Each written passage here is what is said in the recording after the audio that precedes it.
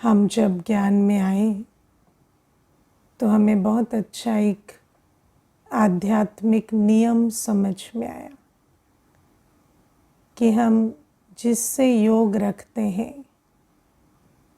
उसके जैसे बनते हैं। हमारा जिससे योग है, हम जिसकी याद में रहते हैं, हम उसके जैसे बनते हैं। ये बात प्रैक्टिकल है ना, कि जिसकी याद में रहते हैं उसके जैसे हम बनते हैं। तो बाबा हमें कहते हैं कि मैं विदेही बाप आता हूँ तुम्हें विदेही बनाने के लिए, क्योंकि जब तक बाबा ना आए तो हम बाबा की याद में कैसे रहें।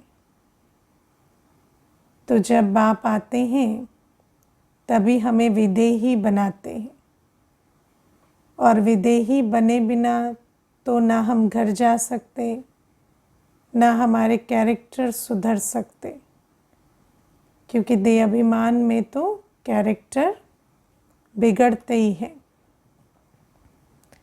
अब बाबा आते हैं, हमारी इतनी पालना करते हैं, हमें पढ़ाते हैं, वरदानों से हमें रोज़ भरपूर करते हैं, हमें श्रीमत देते हैं, एडॉप्ट करते हैं।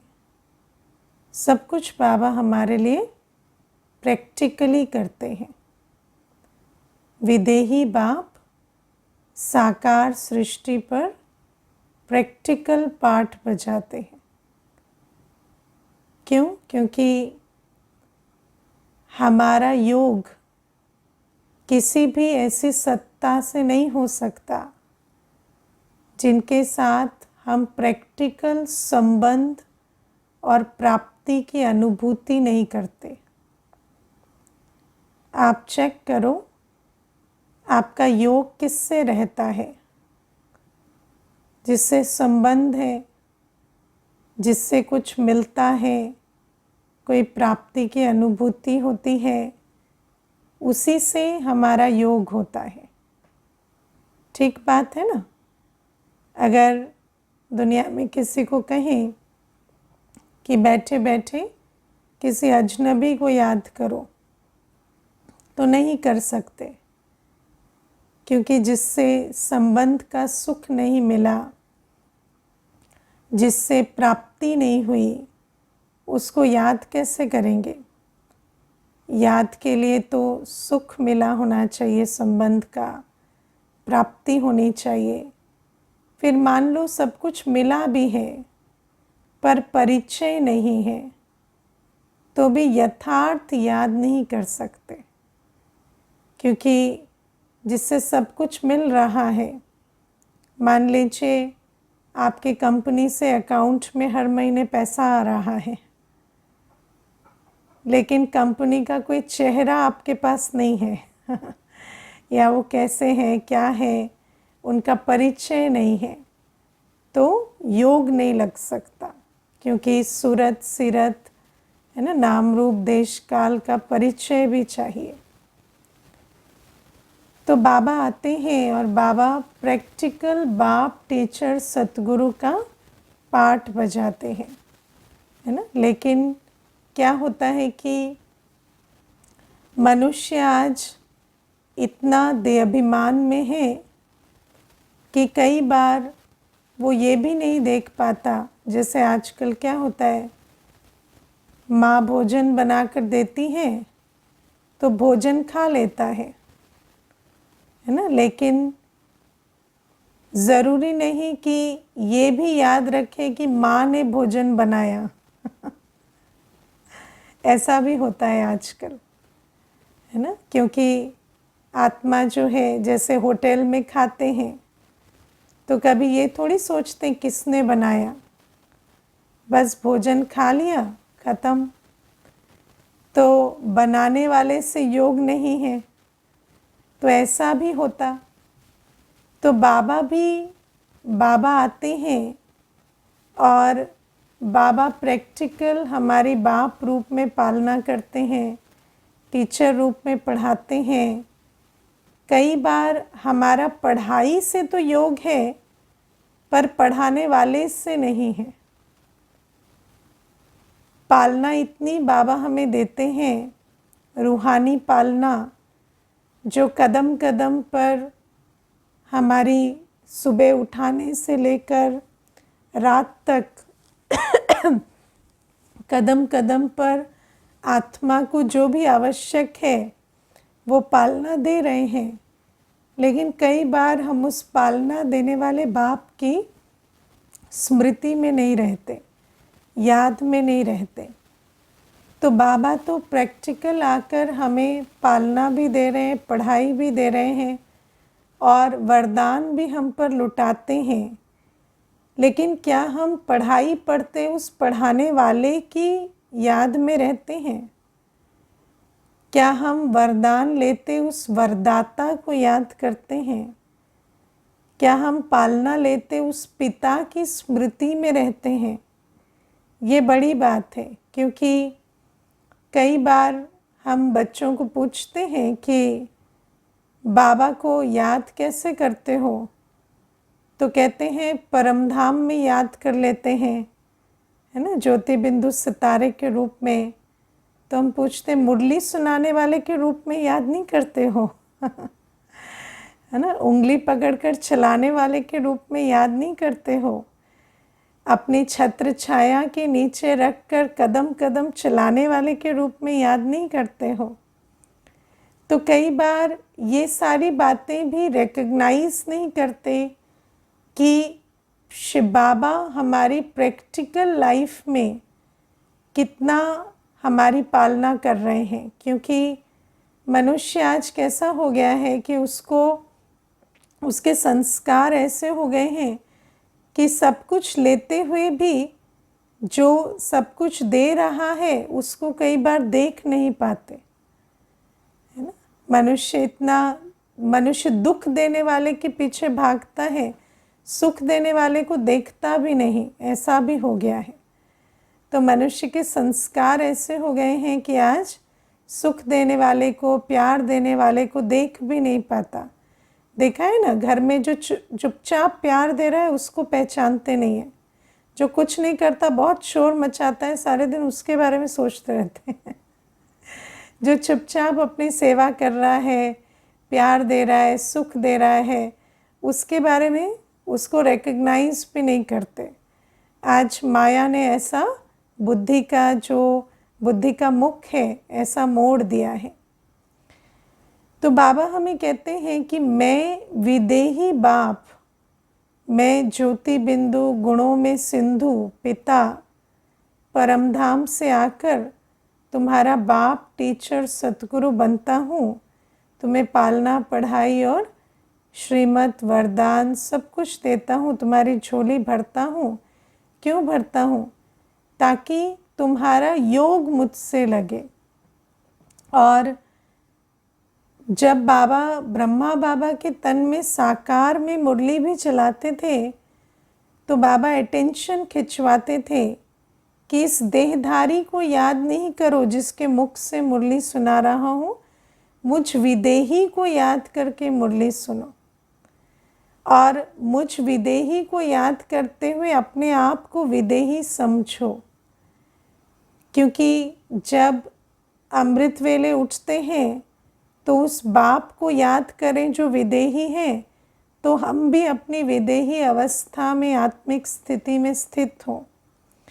मुरली सुनते हैं, दिन भर बाबा की शिक्षाओं को याद करते हैं, तो ज्ञान के साथ ज्ञान दाता भी याद आए। और ज्ञान दाता जो है वो ज्योति बिंदु है और मैं आत्मा भी ज्योति बिंदु मास्टर सिंधु हूँ। उस याद में बाबा को टीचर रूप में याद करें सारे दिन।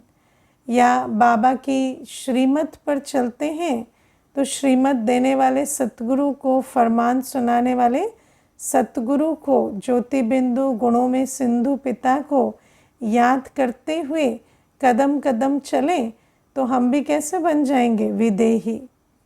और आत्मा की विदेही अवस्था कैसी है? गुण स्वरूप, शक्ति स्वरूप अवस्था, निर्भय निर्माण अवस्था। तो बाबा कहते हैं इस तरह से तुम्हें मुझसे योग लगे, क्योंकि योग कभी उससे नहीं लग सकता जिसके साथ प्रैक्टिकल संबंध या प्राप्तियां नहीं हैं।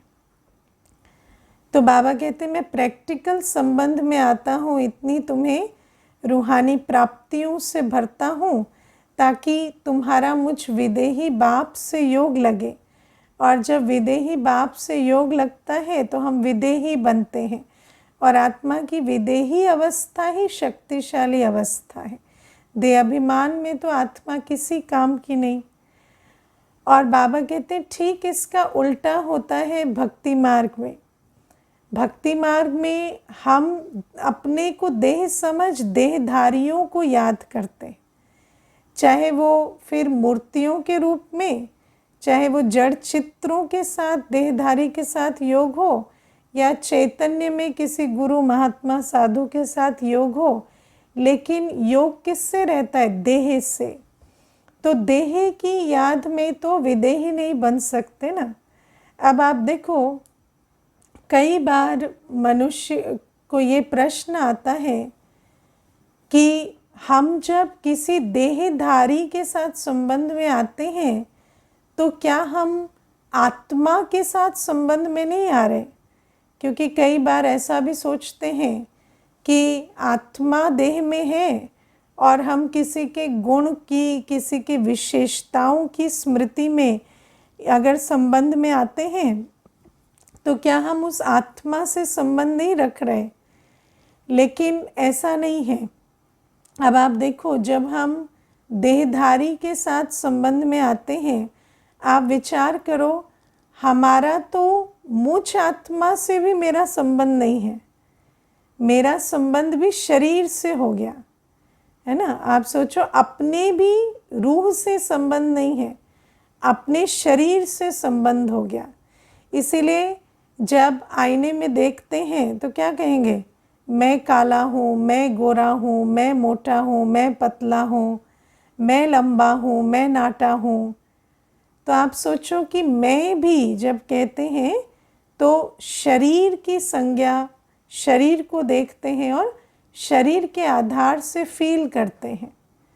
तो जब अपना संबंध भी शरीर से नहीं है, अपना संबंध भी आत्मा से नहीं शरीर से हो गया, या शरीर से जो पद पोजीशन पाया, मैं तो धनवान हूँ, मैं तो गुणवान हूँ, मैं तो नामचीन हूँ, मैं तो मान शान का अधिकारी हूँ समाज में, मेरा तो रुतबा है ना, मैं तो बड़ी पोस्ट पर हूँ, इंजीनियर हूँ, डॉक्टर हूँ। तो आप सोचो कि अपना भी सारा जो संबंध है वो अपनी भी देह और देह की प्राप्तियों से हो गया। तो जब दूसरे को भी देखते हैं तो दूसरे को भी कभी आत्मा नहीं देखते, है ना। जब मानो देवी देवताओं का भी पूजन करते हैं तो उनके रंग रूप, उनके ड्रेस आदि, उनकी छवि वही बुद्धि में रहती है। कभी ये आत्मा है या आत्मा के साथ बुद्धि योग लगे, ऐसा नहीं होता। या आत्मा जो कर्म करती है ना, या आत्मा के पास जो स्थूल प्राप्तियां हैं उससे बुद्धि योग लगा रहता है, जिसको हम चरित्र कहते हैं, है ना। तो वो तो आत्मा के देह अभिमान में किए गए कर्म हैं, हार जीत के कर्म, है ना। कि उन्होंने ये सर्प पर डांस किया, या है ना, या ये चरित्र निभाए, तो उन देह अभिमान के चरित्रों से बुद्धि योग रहता है। कोई ऐसा नहीं आत्मा से बुद्धि योग लगे। हम सारे दिन किससे बुद्धि योग रखते हैं? जड़ शरीर से। आप विचार करो कि एक व्यक्ति जिससे बहुत प्यार सम्मान का संबंध है ना, कल उसकी जब परिस्थिति बदल जाती है, जब उसके आज मान लीजिए कि नज़दीक संबंध में, घर में ही 4 आत्माएं हैं, उनकी जो भी आर्थिक या सामाजिक या शारीरिक जो अवस्था है उस आधार से हमारा संबंध जैसा है, कल वो आर्थिक, सामाजिक, शारीरिक अवस्था बदल जाती है तो संबंध वैसा नहीं रहता। रहता है क्या? रहता है? जिसके पास पैसा था कल निर्धन हो गया, उतना ही प्यार सम्मान रहता है? कभी नहीं रहता। आज जो आपको सारा काम कर कर दे रहा था, कल वो काम नहीं कर पाता तो क्या उतना संबंध, उस प्यार सम्मान से वो संबंध निभता है? नहीं निभता। तो बाबा कहते हैं हमारा जो संबंध है वो आत्मा से नहीं है, आज हमारा संबंध देह से है। और देह के आधार से जो भी हमें प्राप्तियां होती हैं, या जो भी, मानो प्राप्ति के आधार से भी नहीं, किसी से कुछ मांगने की भी इच्छा नहीं है, लेकिन फिर भी जो हमारे हर एक के प्रति एटीट्यूड है, उस प्यार सम्मान में अंतर ज़रूर पड़ जाता है। अब मान लीजिए किसी का धन बदला, किसी की शारीरिक अवस्था बदली, तो भी हमारा उनके साथ एटीट्यूड चेंज नहीं हुआ। लेकिन अगर वो हमारी पसंद की बात ना करे, अगर वो हमारी, जो हमें उनसे एक्सपेक्टेशन है, मानो इतनी ही एक्सपेक्टेशन है कि वो हमेशा प्यार से बात करें, लेकिन वो रूडली बात करें, तो उनके कर्मों को देखकर उनके साथ जो है हमारा प्यार सम्मान का एटीट्यूड बदल जाता है। तो हमारा योग किससे है ना? आत्मा की आर्थिक, सामाजिक या शारीरिक अवस्था से, शरीर और शरीर के द्वारा जो भी स्टेटस, पोजीशन, प्राप्तियां हैं उससे है। और आत्मा जो बिहेवियर करती है, आत्मा जब कर्म में आती है तो उस कर्म के साथ हमारा बुद्धि योग है, हमारा आत्मा से बुद्धि योग नहीं है। और बाबा हमें कहते हैं कि जब एक आत्मा पतित हो जाती है तो पतित आत्मा का शरीर या संबंध या जो भी उसकी क्वालिटीज़ है या उसके कर्म है, जब हम उससे बुद्धि योग रखते हैं तो हम भी कैसे बनते हैं? हमारी भी आत्मिक शक्ति घटती जाती है, क्योंकि उसका सब कुछ जो है वो तमो प्रधान है। आत्मा के कर्म भी, जब आत्मा पतित होती है तो वो अपने कर्मों में हमें सुख नहीं दे सकती सदा। कभी मीठा बोलेगी, कभी कड़वा भी बोलेगी, कभी खट्टा भी बोलेगी। तो अगर मैं उसके कर्मों को देख रही हूँ, उसकी वाणी को सुन रही हूँ, तो मुझ आत्मा की चढ़ती कला नहीं होगी। मैं एक आत्मा के संग में रहते रहते मुझे हर्ट होगा, ट्रॉमा होगा, दुख होगा। तो बाबा हमें कहते हैं कि हर एक आत्मा आज तमो प्रधान है, और हमारा जो संबंध है वो उनकी मूल स्वरूप से नहीं है, क्योंकि हमें तो आत्मा के मूल स्वरूप का ज्ञान ही नहीं होता जब तक बाबा नहीं आते।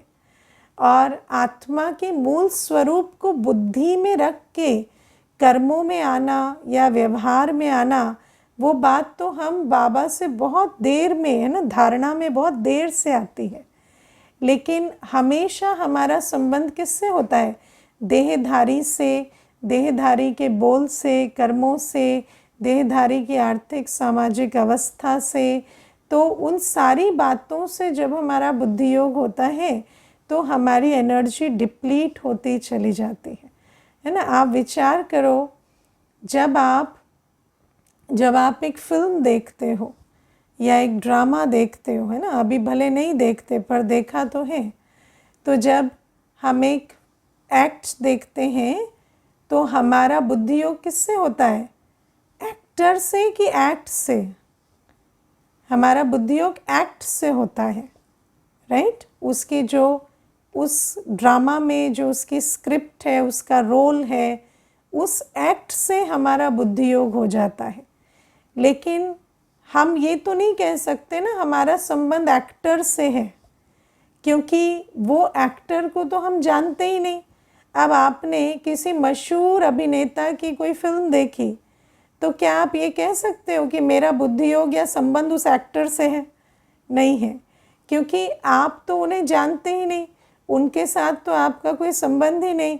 आपका संबंध किससे? वो जो उसने पार्ट बजाया, उस एक्ट से आपने बुद्धि योग लगाया और आपका संबंध उससे है। आप कहेंगे मैंने आपसे बहुत कुछ सीखा, मैंने आपसे प्रेरणा ली, उनसे नहीं ली, आपने तो बुद्धि योग रखा उस रोल से जो वो निभा रहे थे, और आपने उस रोल से प्रेरणा ली। तो बाबा हमें कहते हैं ऐसे ही जो एक्टर है, जो पार्ट बजा रहा है इस शरीर में बैठकर, उस एक्टर का तो हमें ज्ञान ही नहीं होता, तो हम तो उस एक्टर को जानते ही नहीं। हम किससे बुद्धि योग रखते हैं? उस एक्ट से, उस रोल से, या उस कॉस्ट्यूम से, या उस कॉस्ट्यूम के साथ जो एक्सेसरीज उसको मिली हैं, है ना, हमें पार्ट बजाने के लिए जो भी इस शरीर के साथ मिला है, हमारा बुद्धि योग तो अपने भी उस एक्ट और रोल से होता है और अन्य के भी उसी से होता है। और जब हम देवी देवताओं का भी पूजन करते हैं तो वहाँ पर भी वही एक्ट के साथ हमारा बुद्धि योग होता है। और बाबा कहते तमो प्रधान दुनिया में किसी का भी रोल या एक्ट ऐसी नहीं है जो हमें रिचार्ज कर सके या जो हमें चढ़ती कला में ले जा सके।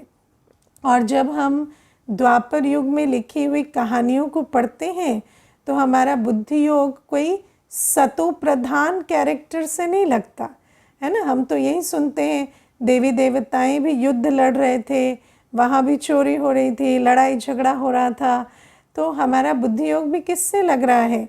कोई सतो प्रधान एक्ट से नहीं। जैसे आज अभी बाबा मुरली में हमें कहते हैं कि तुम तो वर्षे को भी याद करो, दैवी सृष्टि को भी याद करो, तो देवताओं का उठना बैठना खाना पीना चलना भी याद करें, संबंध संपर्क भी याद करें, तो हमारा बुद्धि योग दैवी सृष्टि से लगता है। लेकिन जब हम भक्ति मार्ग में जब कहानियाँ सुनते हैं या देवताओं की जीवन को सुनते हैं तो वो जीवन कहानियाँ कहाँ लिखी गई? द्वापर युग में। तो वहाँ कोई सतो प्रधान कैरेक्टर नहीं है, वहाँ सतो प्रधान उठना बैठना या संबंध संपर्क या खाना पीना नहीं सिखाया जाता। वहाँ तो सब कुछ द्वापर युग में जैसा तमो था, या है ना, तमो कहेंगे क्योंकि सतों से रजों से जब तमो की तरफ आते हैं तब ये बातें प्रचलित होती हैं। तो लड़ाई झगड़ा हिंसा या एक दूसरे का अपमान करना या अपने देह अभिमान में आकर एक दूसरे के साथ युद्ध करना, ये सारी बातें कहाँ हुई? ये सारी बातें तो कोई सतयुगी चाल चलन नहीं है ना। तो बाबा कहते जब तुम इन बातों से बुद्धि योग रखते हो तो तुम्हारी चढ़ती कला नहीं होती। तो इसीलिए बाबा कहते हैं कि ये जो देहधारियों से और देहधारियों के पार्ट रोल या वो जो तमोगुणी कैरेक्टर, और दुनिया में भी कहते हैं ना नो जब गुड न्यूज़ होती है तो वो लिखी नहीं जाती। आज आप अखबार पढ़ते हैं तो कभी गुड न्यूज़ का वर्णन होता है क्या? नहीं, जितना बैड न्यूज़ है उसका वर्णन होता है। तो द्वापर युग से भी जो भी लिखा जाता है, सतयुग त्रेता युग में तो कोई लिटरेचर लिखा ही नहीं जाता, द्वापर युग से जब बैड शुरू होता है तो वहाँ से सारा लेख शुरू होता है। तो जब हम किसी भी कथा कहानी से आख्यान से कोई वर्णनों से बुद्धि योग लगाते हैं तो वो सारे कब के वर्णन हैं? जब बातें खराब हो गई। तो खराब के साथ बुद्धि योग लगाते लगाते हम भी कैसे बनते जाते? तमो प्रधान बनते जाते। तो बाबा इसीलिए हमें कहते हैं कि अब मैं जब आता हूँ तो मैं तुम्हें बताता हूँ कि तुम एक आत्मा हो, और और दूसरी बात इसमें ये भी समझनी है कि ये जो शरीर है और ये जो 5 तत्वों का संसार है ये जड़ है, ये चैतन्य नहीं है। और जब हम किसी जड़ चीज़ के साथ बुद्धि योग लगाते हैं तो हमारी रिचार्जिंग नहीं हो सकती, क्योंकि आत्मा का रिचार्ज क्या है? आत्मा का रिचार्ज है ज्ञान पवित्रता शांति प्रेम सुख आनंद शक्ति। अब जड़ चीज़ कोई ज्ञान पवित्रता सुख आनंद शक्ति का क्या नहीं होती, उसका कोई स्वरूप नहीं होती, है ना। फ़ोन को क्या कहेंगे? फ़ोन सुख स्वरूप है, शांत स्वरूप है, क्या है फ़ोन? है ना। कोई भी जड़ चीज़, ये जो चैतन्य और जड़ कहते हैं, तो मैं चैतन्य आत्मा, बाबा चैतन्य पिता परमात्मा, तो हम जो चैतन्य हैं उनके अंदर ये 7 गुण हैं, शक्तियाँ हैं। और जो जड़ होता है उसमें कोई गुण शक्ति की बात नहीं होती। इसीलिए जब हम किसी भी जड़ चीज़ से बुद्धि योग लगाते हैं, आपने किसी का ड्रेस देखा है ना, आप मार्केट गए, आपने बहुत सुंदर ड्रेस देखी, आपने उस ड्रेस को बहुत याद किया, बहुत ध्यान से देखा, उसके पत्थर के काम को, उसकी डिज़ाइनिंग को, उसके रंग को, सब कुछ देखा। लेकिन क्या वो आप आत्मा को रिचार्ज करेगा? नहीं कर सकता, क्योंकि जड़ चीज़ कभी आत्मा को रिचार्ज नहीं कर सकते। आत्मा को क्या चाहिए? चैतन्य एनर्जी, है ना। तो बाबा हमें कहते हैं कि इसीलिए जब हम जड़ तत्वों से, देहों से, शरीरों से बुद्धि योग लगाते हैं, कोई हमारे आसपास बहुत सुंदर है, चेहरा बहुत सुंदर है, शरीर बहुत सुंदर है, लेकिन उसको सारे दिन देखते हुए भी आपका दिन नहीं बनेगा है ना। अगर वो गुणवान नहीं है, अगर वो आत्मा प्रेम स्वरूप नहीं, शांत स्वरूप नहीं, तो भले ही बहुत सुंदर पैकेजिंग है शरीर की, लेकिन उनके सानिध्य से आपको सुख शांति का अनुभव नहीं हो सकता। तो भले ही ये जो शरीर है या देह की दुनिया है या वस्तुएं हैं, वैभव है, सारी दुनिया, आप सोचो शरीर से शुरू कर कर ये 5 तत्वों की इतनी बड़ी दुनिया, ये जड़ तत्वों की बनी हुई है। और जड़ तत्व कभी चैतन्य आत्मा को रिचार्ज नहीं कर सकते। तो बाबा इसीलिए कहते हैं कि मैं जो हूँ, मैं चैतन्य शिव बाबा रूप में बिंदु, गुणों में सिंधु हूँ, और मैं शांति का सागर हूँ, प्यार का सागर हूँ, सुख का सागर हूँ। जब तुम मुझे याद करते हो तो मैं तुम्हें वो चैतन्य जो शक्तियाँ हैं, वो चैतन्य शक्तियों से भरपूर करता हूँ, रिचार्ज करता हूँ। बाबा कई बार हमें मुरली में कहते हैं, आपने सुना होगा कि ब्रह्म को याद करने से आत्मा सतोप्रधान नहीं बनती, क्योंकि ब्रह्म तत्व है। तो आप सोचो कि अगर ब्रह्म तत्व जो पावन तत्व है ना, ब्रह्म तत्व तो फिर भी पावन तत्व है, अगर पावन तत्व की याद से आत्मा रिचार्ज नहीं होती, तो आज पतित तत्वों की याद में कैसे रिचार्ज होगी? और आज तो हम सारी पतित शरीरों, पतित प्रकृति, पतित हर चीज़ से रिचार्ज ढूंढ रहे हैं, है ना। आप सोचो कि मनुष्य इतनी टेक्नोलॉजी बनाता है, इतने जोक्स, इतने, है ना, कॉमेडी, इतना कुछ, लेकिन वो सब कुछ क्या है? वो सब कुछ तो उस तमो प्रधान बुद्धि से आ रहा है, पतित बुद्धि से आ रहा है। तो उसको सुनकर आत्मा कोई रिचार्ज नहीं होती। नहीं तो इतने जोक्स सुने, इतनी कॉमेडी देखी, तो अभी तक तो खुश हो जाना चाहिए था ना लेकिन खुश कहाँ होते हैं? मैं कई बार ये बात सुनाती हूँ। मैं जब ऑफिस में एक बार बैठी थी, तो एक भाई से मेरा कुछ काम था, जो मेरे कुलीग थे, तो मैं उनको देख रही हूँ, वो स्क्रीन पर ऐसे फ्लैट बैठ के कुछ देख रहे हैं। तो मुझे लगा कुछ इम्पोर्टेंट कोई चीज़ सुन रहे होंगे या कोई ऑफिशियल वर्क का कुछ सीख रहे होंगे। तो मैं उनको देखती रही 15-20 मिनट तक कि ये मेरी तरफ देखें तो मैं कुछ उनको हेल्प मांगूं। तो आधे घंटे के बाद वो मेरी तरफ देखे, तो मैंने कहा कि आप मेरी ये मदद कर देंगे? बोले हाँ, मैं तो फ्री बैठा था, मुझे बोले क्यों नहीं? तो मैंने कहा नहीं, आप कुछ देख रहे थे तो मुझे लगा कि मैं आपको डिस्टर्ब ना करूं। तो मुझे कहते कुछ नहीं, वो तो मैं स्टैंड अप कॉमेडी देख रहा था। तो मैंने कहा अच्छा, लेकिन आप स्टैंड अप कॉमेडी में हंसे नहीं आधे घंटे में एक बार भी तो मुझे कहते नहीं, वो जोक्स अच्छे नहीं थे, है ना। तो आप सोचो कि आज मनुष्य हंसी की बात भी देखता है तो ऐसे चेहरा बनाकर देखता है कि सामने वाले को पता ही नहीं चलता कि ये कोई हंसी की बात देख रहा है। तो बाबा हमें कहते हैं कि मनुष्य आत्माओं के साथ तमोप्रधान, क्योंकि आत्मा जब हम कहते हैं, जब बाबा हमें कहते हैं ना कि आत्मा को देखो, तो आत्मा को देखो माना आत्मा के ओरिजिनल संस्कारों को देखो, आत्मा को उसके ओरिजिनल संस्कारों में देखो। लेकिन हमारा बुद्धि योग या तो देह से होता है या तत्वों से होता है या आत्माओं के तमो प्रधान संस्कारों से या उनकी पतित चाल चलन बोल आदि से होता है। तो उस बुद्धि योग से हमारा डिस्चार्ज ही होता चला जाता है। और द्वापर युग से जो कहानियाँ लिखी गई वो भी हेल्प नहीं करती, क्योंकि वो भी उन्हीं चरित्रों के बारे में है जो डिस्चार्ज आत्मा ने अपने तमो संस्कारों से या तमो प्रधान संस्कारों से कर्म किए, उन्हीं के आख्यान हैं।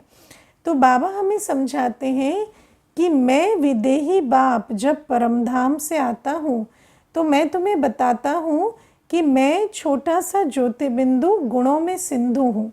मैं पवित्रता का सागर, शांति का सागर, सुख का सागर हूँ, ज्ञान का सागर हूँ।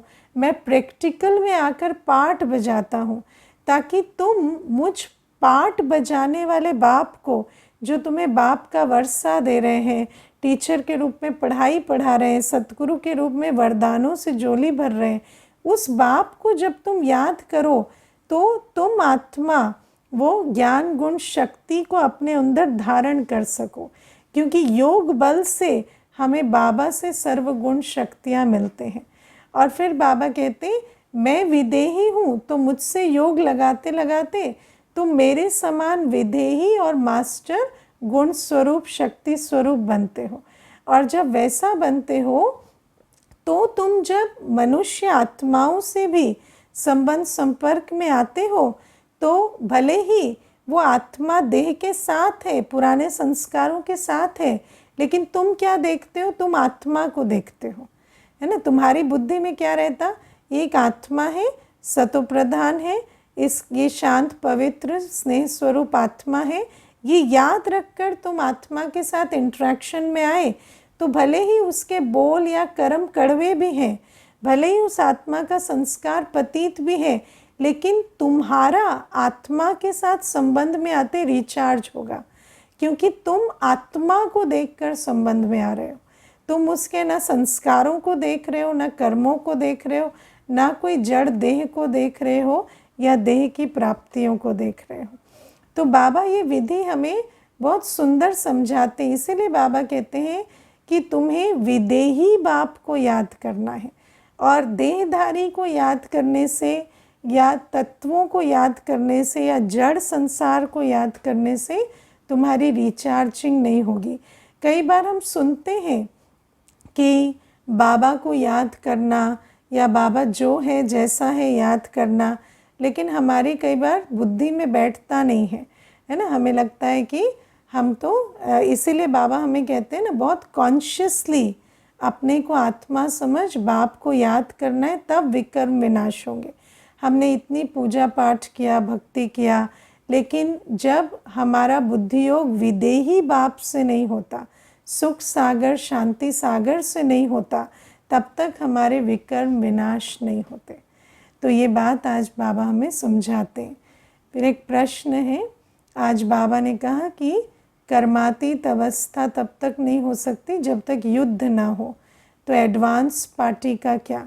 उनका पार्ट अलग है ना। तो उनकी कर्मातीत अवस्था हुई और वो एडवांस पार्टी में गए, लेकिन बाबा वो तो विशेष पार्ट की बात है। जैसे देखो, ब्रह्मा बाबा तो अव्यक्त होकर फरिश्ता रूप में आज तक हैं। ब्रह्मा बाबा तो एडवांस पार्ट में भी नहीं गए, लेकिन शिव बाबा मुरली में ऐसा नहीं कहेंगे कि तुम कर्मातीत हो जाएंगे तो तुम सूक्ष्मतन में इंतज़ार करेंगे, ऐसा तो नहीं कहेंगे ना, क्योंकि वो एक ही आत्मा का पार्ट है। ऐसा मेजॉरिटी का पार्ट वैसा नहीं है। ब्रह्मा बाबा का पार्ट क्या है कि जब ब्रह्मा बाबा अव्यक्त हो गए तो अव्यक्त फरिश्ता बनकर अव्यक्त लोक में ब्रह्मा बाबा आज भी पाठ बजा रहे हैं। दादियों का पाठ क्या है?